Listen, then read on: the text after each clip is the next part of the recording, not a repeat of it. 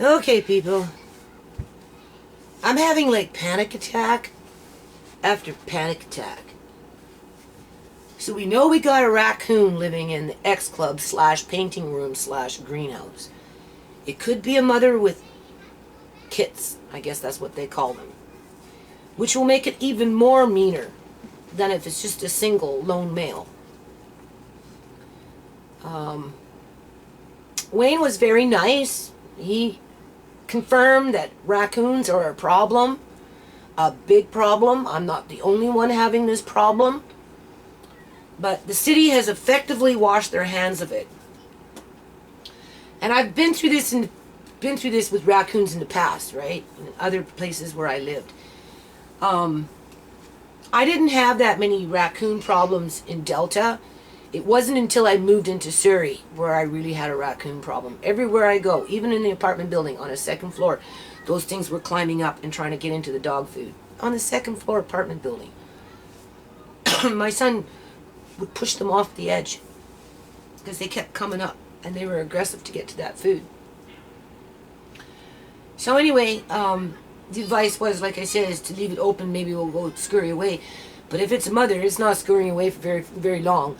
And even if it scurries away, you know, I got to find time to make it so it can't get back in, as I've got the pressure to pack up and move out so, you know, new people can move in. And like, my brain is so scrambled. So anyway, you know, I'm still trying to have a good day. So he just said basically block it off so the children can't get in there, right? So, and leave the door open, and, you know, hopefully it will get out in the next couple of days, mostly at night, where I can just lock it out. But I can't lock it out until I repair figuring out how it gets in. It's either that or call it pest control, and we know my landlady won't pay for pest control. Personally, I would like pest control just to come and get it and take it far fucking away. Okay? Because these things don't need to be in urban areas where people live. They carry disease. Their feces carry disease, and they're aggressive. And when they come into contact with each other and they're fighting over territory, oh, they're screeching and they're growling, and their posturing is so, oh, it's awful. And then a few years back, one of this sliding balcony window broke, and for 3 days we had to wait for the window to get repaired. And I'm telling you, and in those days there was like 3 or 4 raccoons running in a pack, right? Because they like to run in packs. And those little buggers, we had to stand. I had for 2 nights in a row, and then my daughter did it the other night before the window got fixed. We had to stand here all night with a broom to try and prevent these things from trying to come in, because they kept wanting to come into the house. And then, because you're standing out there, you know, at 7 o'clock in the morning, 6 o'clock in the morning, or whatever it is, they're in my yard running around, throwing my planter pots around like they're a ball. They play with things in the yard like they're a ball. I stood there with the broom trying to stop them from coming into my house, and witnessed them doing that in my yard. I've had raccoon problems, but this place has been the worst. Like, this place. There's only been one raccoon that was friendly, and that one lived underneath my tree for a little while.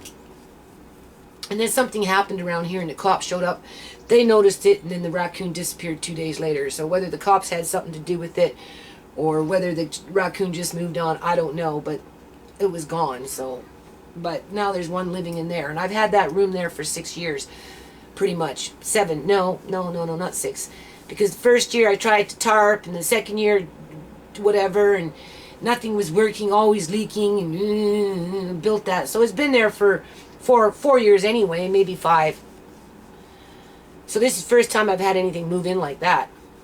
And then the other thing is, as soon as that guy goes, you know, 10 minutes later, the phone rings, ring, ring, ring. And it's this automated message trying to say that my bank account is going to be seized, right? And my assets are being taken over. And I've got Revenue Canada, because they're taking over my bank account, and they're going to be showing up at my door. This is what the phone call was, with some paperwork in the next couple of days, or the next day, or whatever it was. And that I should call this number real fast. And they said the number real fast. They didn't say call the number real fast. They said, you know, I can call this number. And they rattled off the number. And then they said it again. They rattled off the number. So I'm like, what does that mean? So I get up on the phone to Revenue Canada. And the first thing I do is I ask about the nonprofit. Because I'm behind on those T2 forms for the 5 years, people. 2011 is ready to go. The numbers just have to be imported into T2 forms. That's all.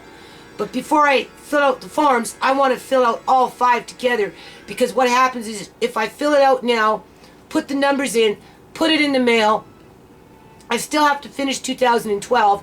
That one, I have to add in more trust accounts with 0 balances, but that's besides the point. I still have to put them into the ledger, into the income statement that I sent to Revenue Canada. And then I have to, you know, do the expense report and then take those numbers. So anyway, when I do the T2 forms, just to make it easier on myself, I'm going to sit down and fill out the main letterhead stuff with the, you know, the business number and the name and, you know, blah, blah, blah. All 5 forms in one pop. But I'm only going to be able to finish 2011 because I got the income statement for that and the expense report. But you know I've been busy in this yard, people. That's what these videos are about. That's what these videos are about, right? I'm being forced to work so that I get evicted. Let's make this clear. I got an eviction notice, right? My landlady knows my situation, right? She led me to believe I could stay here and try and struggle out and iron out the creaks and the, you know, the crinkles and try and get my life back in order without Uncle John. Keep my kids on track with staying out of trouble. You know, that kind of stuff, right? You know, becoming responsible adults, productive members in society. Give my grandson that foundation that is so important to have, especially when he's here now, because this will be it, people. When I leave this place, it's not going to be another house. It's going to be an apartment building full of kids. That's what it's going to be. And with that comes high poverty, a lot of violence, a lot of mental illness, a lot of hunger, a lot of aggression, a lot of anger, a lot of hurt, a lot of desperation, a lot of frustration, a lot of hopelessness. That's what I'm moving into. Only this time, my eyes are wide open. Last time, play nicely. Watch your little brother. No, but Andre's being a jerk to my little brother. He's trying to take that book away from my brother. Let him play with the book. No. Okay, I'm doing a video. Give me 2 minutes. Oh, my book back. We'll get a show. Trade with a different book. You got, Andre, you got 200 books in your room. Give him a different book then. Anyway, and the children come in multiples. And I'm not talking 4 or 5. I'm talking like 20 and up. Okay? Anytime you go into a courtyard where there's children, you're going to get them out there if you're doing something with them. And they're all going to come. And with them comes their parents' problems and their siblings' problems and the property management's problems, and everybody's got problems, right? So the first time I went into that situation, I moved out of that shanty shack where I was babysitting that little girl for, it was more than babysitting, I was looking after her for 3.5 years, and the mom, because she was mentally ill. And I wasn't getting no help because everybody casted judgment on that little shanty shack, right? Because it was a little fourplex on our side, was very, very, very run down, because these were people from Tamil.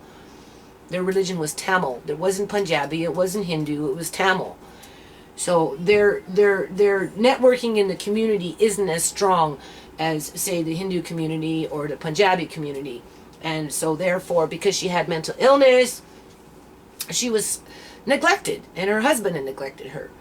So I lived there for 3.5 years, looked after the little girl for 3.5 years, helped the mother for 3.5 years, but it wasn't going anywhere, right? I did all the paperwork, did a lot of typing in those days, made a lot of costumes, you know, I had started putting together proposals for the nonprofit, that type of stuff, but it was too hard to connect with the community and get that gene pool of volunteers helping me, and, you know, getting active with doing things, and because, you know, it's hard to work with your neighbors when everybody's living in a house and they're being judgmental or they're busy or whatever. So that's why when we moved out of the shanty shack, I said to John, I think we need to move to an apartment, because there I might have a better chance of getting some help. And plus it puts me in a position where I can actually go out and do things, right? So we did. But I went in blind. I had no clue the problems I was going to run into when I went in with that idea of trying to build in community programs for children and their families, especially in one of the poorest complexes in all of Surrey, with a high level of, like I said, mental illness and all those other stress factors. Nana! Hold on. I need a shirt. Okay. I want to get a shirt with that one. Hold on, I people. can't reach it. Okay, hold on. I'm almost done, then we're going to go outside and play. My shirt got all wet. Oh, well, yeah, but don't play with water.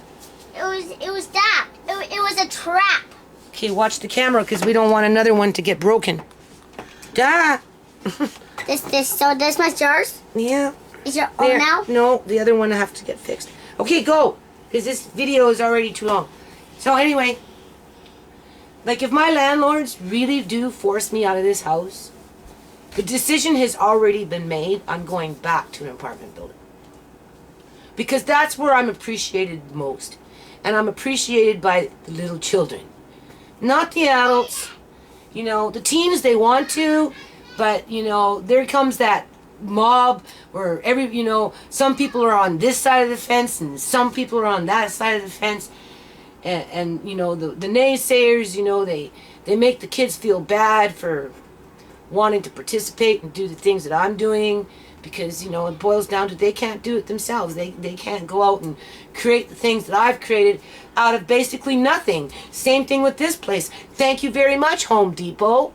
And just so you know, members and friends, if I needed something from Home Depot in terms of the things that they've given me over the years, even though they've taken away the dumpster from their courtyard in terms of their parking lot, their whatever, all I have to do is go to Home Depot, hook up with the management dudes that know me, that love Mr. Lace. They're chicken lovers. Oh, you got a rooster. Sure, you can have that. No problem. Because I told them what I was building these things for, right? When they said, can I have that? Or what about that over there? Do you guys want that? No, that's okay. All I have to do is just, anyway, show up to Home Depot. Go talk to one of those guys, because there's a couple of them that will remember me. And then all I do is just go talk to the guys in the warehouse before they throw everything into the canister, and give them my order. Give them what I want in terms of the size of the pallets and what type of pallets and, you know, what type of wood I'm looking for. And before they throw it into the canister, they'll make sure that that's off to the side for me. But I don't need that anymore, right? Obviously, I'm using up and I'm done. I've been working on this yard for a very long time, and I'm almost done. And, you know, what's happening to me and my family in relation to I'm almost done, and now we're being ousted, among other things, with game playing, right? So I think that's what that Revenue Canada thing was all about, because I phoned up Revenue Canada, personal and nonprofit, and they said, no, nothing like that's happening to me on their end. And first of all, that's not something they would do. They wouldn't do it in that manner, okay? So there's a scam out there, people, whether it's YouTube trollers trolling, trying to geek me up, or whether it's just a new scam to try and get your banking information. Be aware. People are calling up, representing themselves, automated messages as representatives to a revenue agency, right? Because if it's happening in Canada, it's happening in the United States. Before you go off and phone the number that they tell you to phone the legit company. Phone the legit agency, okay? So these children want to paint. I've done absolutely nothing in the yard today, people. Absolutely nothing. All we're going to do is go paint. And while the children are painting on paper, I'm going to go and start painting in Mr. Lace's cat house. Oh, when I think of Mr. Lace's cat house, okay, I think of the Colbalt Hotel. And what it is it's an old hotel up in the East Hastings area.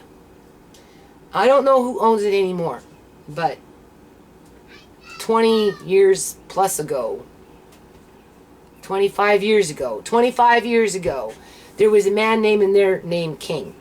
He was a Punjabi man, but a lot of people liked him, people.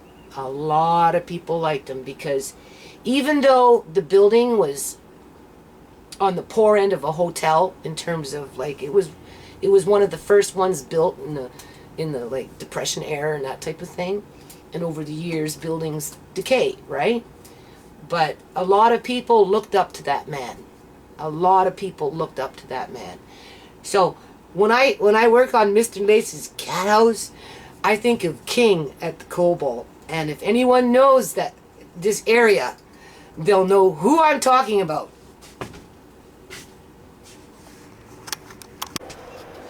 Okay, people, I'm in the X Club, study club / painting room, greenhouse. There is something that's in there. I've called the city pound. They're coming to help me to investigate what it is. It could be boots too, for all we know, because I haven't seen them very much, people. I tried to prevent the raccoons from coming in. You can see I put a wall up there. When I was in here, I was unaware of anything being in here, okay? I stuck my hand underneath there, felt around, but I wasn't in the mood to pull everything out because I've been working so hard and I'm on the schedule, right? So I left everything in there, but something is living in there, and it was chattering last night. So I don't know if cats chatter. All I know is when I came in here to get something for the kids, I was standing on that chair and that thing made noise. So I got down off the chair, I came in here, I kind of went like this, and it made noise again. And I'm too scared because I don't want to get bit and get rabies. I'm serious. I don't. I don't know if this thing's been locked up in here since I worked on it, or if it crawled up through there. Okay, because that's the only spot that I can see that's a weak spot. Okay? That's big enough for a cat. So it could be Boots too, people, because he was bleeding for over a week and a half. Maybe he's gone insane. We don't know that. So I'm going to take the time right now. This is a detour. And I'm going to move this stuff out for the guys, right? As much as I can without disturbing that thing. So that they have room to move around in here. I'll be back. Okay, so I cleared out some stuff. I'm not trying to be no Rambo today. Right? It's in there. I'm afraid to move anything right now. Okay, I don't have the proper protective gear. Okay, so we're back in here. The fella just left. There's his card. He's the dog catcher. The kids gave him flowers. Okay. So anyway, it's a raccoon in there, people. It could have kits, which are babies. He's not sure. If it's got babies, it's going to take longer to get out of there. He basically said, leave the door open, put a light down there, put some cat food down there, so it will come out at night, and try and lock it out that way, give it a few days, whatever. But the thing is, how is it getting in? Right? Because I thought I fixed everything, but I guess I didn't. Right? Because there's that one weak spot, and then there's that weak spot in behind there. Wayne, his name is? Yeah. Wayne pointed that out to me. It's right in there on the other side. So maybe that's why that pup dog got pushed down, because this thing is crawling in and out of that way. So I know my landlady won't pay for pest control. That's out of the question. And I'll phone and quote a price, but you know, I don't have any money, people. So if this thing's got babies, it's going to be in there for a while. You know, I showed him what was behind the shelving. Right? It's all this stuff here. It's all children's stuff, people. That's what it is. Right? This is the stuff my landlady wants me to pack up and move out in the next who knows how long. Right? Despite being here for the amount of time that I've been here. There's that stuff for... you can see it for the greenhouse. So I'd really like to try and get that down, but that thing is like annoyed.